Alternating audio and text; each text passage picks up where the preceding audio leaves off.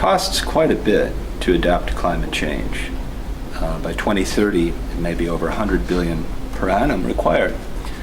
But the impacts of not adapting could exceed 4 trillion by that time. So this means the adaptation is a good investment if done properly. What this also means is there can be a value today in future impact costs.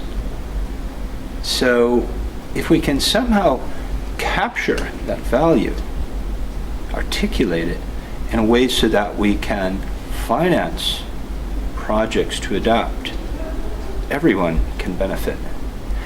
The people who have the greatest vulnerability, those who are most likely to lose out owing to climate change, are the ones where if we can harness this potential to adapt and finance it, they will benefit the most. And so their vulnerability can be really viewed as an opportunity for us to articulate and then address.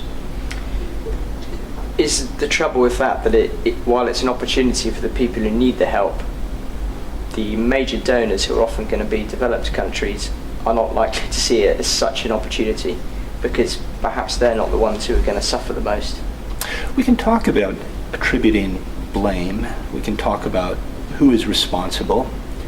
I think it's clear who created the emissions, but that's not really a useful debate.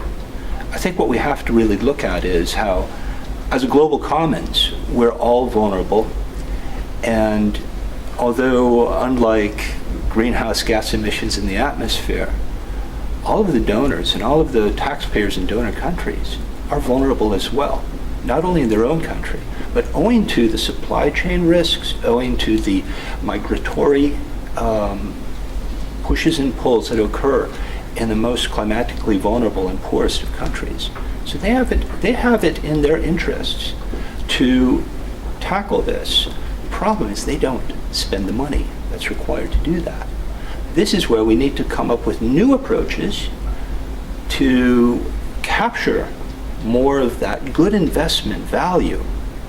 And this is where you need to have some sort of credit, some sort of mechanism to articulate that then, if you put a price on, can result in a potential new revenue stream that can then serve to provide project finance, including from the private sector, that can then bring about the enhanced adaptive capacity that we've talked about, but also reduce the sensitivity of vulnerable communities. That is good for really everyone. So in the same way we have carbon credits and other forms of ways of measuring different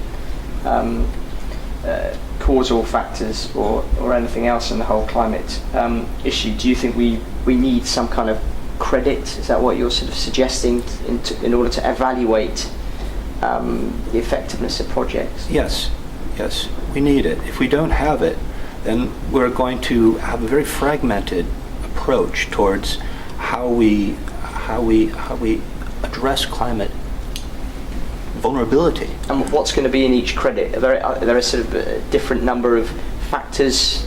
It's like a chocolate box, and lots of different flavors are going to be in the air, creating one particular box. Well, under the hood or the bonnet, there's a lot going on. Yeah. You have to look at different indicators, but we're trying to really make something that's tackling what people consider to be clearly very vulnerable factor, and that is economic costs and benefits. And so this doesn't always mean revenue produced, but it can mean the risk that if someone is sick owing to factors including climate change, that they're not able to be as productive as citizens. They're not able to take care of their children and provide education for them. And so if you look at it, it's really capturing through cost and benefit all of those losses and damages that we're trying to really articulate. And they're going to be different from every different type of project, clearly. But once we can do that, then we do have a universal outcome, a credit.